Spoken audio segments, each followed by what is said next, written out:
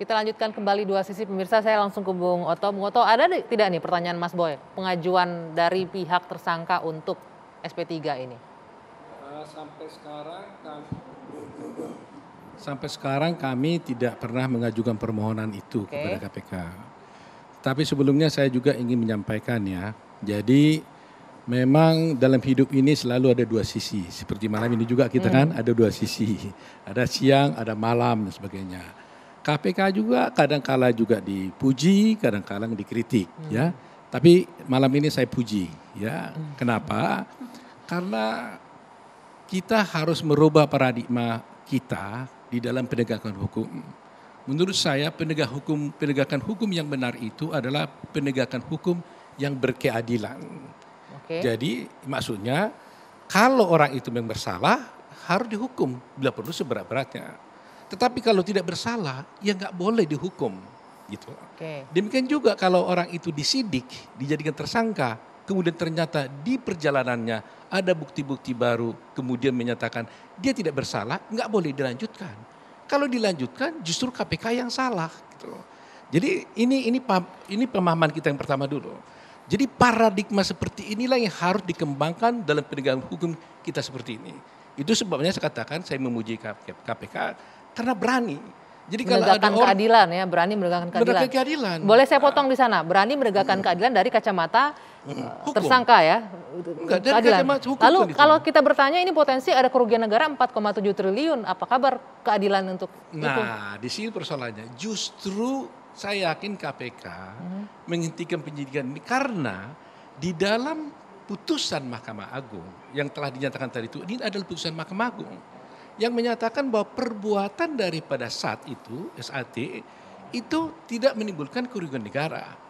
Bukan merupakan perbuatan melawan hukum yang menimbulkan kerugian negara. Jadi praktis tidak ada kerugian negara. Jadi kalau nggak ada kerugian negara, apa yang harus dipersoalkan? Tidak ada kerugian negara. Oke, saya boleh ke Bang Saur dulu sampai di sana, Bung Oto sebentar. Akibat daripada perbuatan mengeluarkan SKL. Iya. Ya? Kalau saya sih mengatakan kawan-kawan di KPK ini nggak punya harga diri. Karena bayangkan beberapa kali Nur Salim ini dipanggil, kemudian nggak pernah datang. Dan seperti tadi dibilang Bonyamin, tiba-tiba tidak tahu angin, tidak tahu alasannya fundamental memberikan SP3. Dan itu ada pertanyaan besar. Ini menurut saya kan orang ini pengkhianat.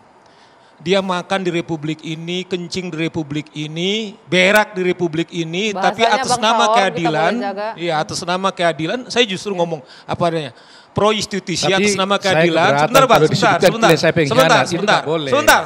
Saya kan sebentar, ini giliran saya, sebentar. Nanti Bang Oto, saya juga hargai juga giliran saya ngomong. Sebentar giliran saya ngomong. Sebentar, pengkhianat. Ya nggak apa-apa. Nanti ditanggapi, nanti ditanggapi. Jadi menurut saya ini pengkhianat hukum. Coba bayangkan, 2 kali. Saya ingat saudara Oto ini, waktu dia diminta saksi oleh KPK sebagai ketua Pradilo, demi hukum dia datang. Tapi ada warga negara dipanggil KPK, kemudian berkali-kali tidak datang. Apa yang jadi pengkhianat? Pengkhianat dong, pengkhianatan hukum. Tidak ada respek kepada penegak hukum. Oke, sebentar sampai di sana boleh? Ya. Boleh. Kenapa tidak datang klien Anda 2 kali dipanggil kalau memang berpikiran untuk menegakkan keadilan? Itu kalau kita bicara soal teknis, itu harus dipersoalkan apakah pernah dia menerima panggilan atau tidak. Jadi jangan bilang pengkhianat dulu. Tanya KPK. Sebentar. Tanya KPK. Udah pernah dipanggil apa enggak? Ada enggak bukti surat yang ditandatangani oleh klien saya di dalam panggilan itu? Oke, pastikan dulu. Makanya saya bilang berbahaya Anda mengatakan ini pengkhianat. Boleh saya masih berbahaya Anda mengatakan pengkhianat. Itu bisa tindak pidana, Saur. Oke, boleh sebentar Bapak kita kasih kesempatan Pak Gufron. Jadi saya mau sampaikan aja begini ya. Sebentar dong. Sebentar. Saya yang ngatur selalu lintasnya, silakan Pak Gufron. Dikirimkan nggak surat panggilan waktu itu 2019? Jadi karena statusnya adalah DPO, maka sebelum dinyatakan DPO tentu KPK telah melakukan pemanggilan secara layak 3 kali.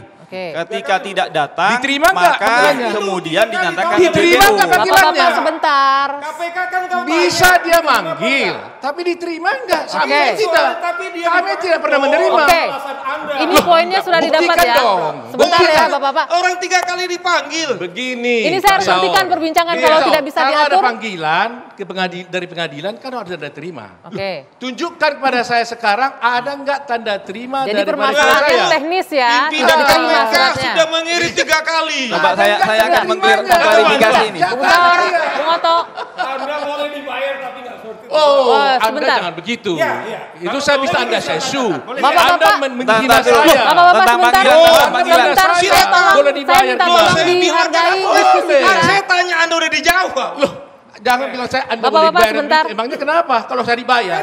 Bang Oto, Bang Saung. Saya tanya sudah dijawab apa dia, sudah dipanggil. Oke, nanti saya akan lanjutkan usai jeda. Dua sisi. Saya harus hentikan perbincangan malam ini. Kita lanjutkan usai jeda saat lagi. Dua sisi kembali. Pertanyaan saya ada